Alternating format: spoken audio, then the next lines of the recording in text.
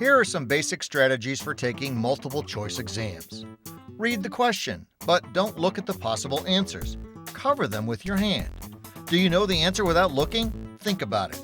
Now look at the answers. Choose one closest to the answer you thought of. That's what English professor Rochelle Darabi recommends. She's director of the Academic Success Programs at Indiana-Purdue University at Fort Wayne, IPFW. Good to read through the questions, carefully first before you expose the answers. And then if you have something formed in your head, try to find the thing that's closest to what you've already formulated.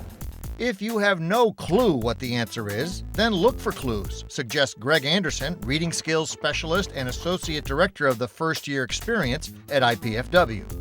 Clue number 1. If the word appears in the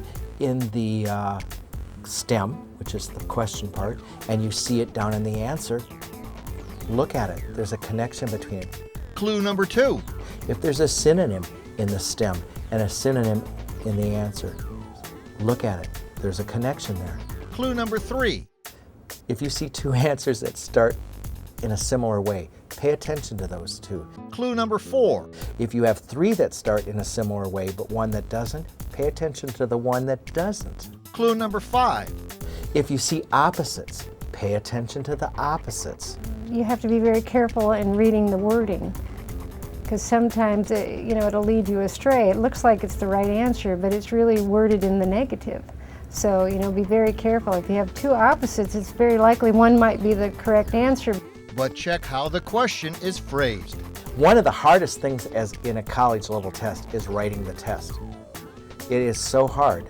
And so when you can get sensible answers, and you can so easily with opposites, pay attention to those. Students tend to ignore those, and those are a key one. It's important to note that techniques aren't a substitute for knowing the material. Are these strategies you should use when you have no clue? Absolutely. The best test preparation, and you've already said that, is knowing the material. But there are ways to intelligently think through and reason out the correct answer. Sometimes that involves breaking down the question, even breaking down a single word. For example, I was helping a nursing student with a test, and the word hypovolemic came on the test. I said to her, "Do you know what that word means?" And she goes, "No." I said, "Well, let's try and figure it out." Hypo. I said, "What's that mean?" And she said, "Less." And I said, "Vol." And she goes, "I don't know." I said, "Now, look at the question, hypovol." I said, "I'm thinking of volume." It ended in MIC. And I said, "Think of Mick." She goes, "I don't know." And I said, "Well, think of other words." And we came up with blood. There were other words that related to blood. I said, "Under volume of blood." I said, "Look at how we just take that word and break it apart," and how that helped her. There was the answer. She said, "How did you do that?" And I said, "It's just looking at specific key words in the test." And that's not your course. And it's not my course. In summary, look for the 5 clues we discussed. Clue number 1, the same key word is in the question and the answer. Clue number 2, a key word is in the question and its synonym is in the answer. Clue number 3, pay attention to 2 answers that start in a similar way.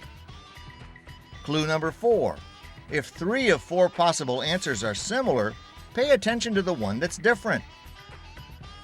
Clue number 5, pay attention to opposite answers. Warning, don't be tricked by questions that are worded in the negative. If you fail to notice that, then what you think is the correct answer will be wrong.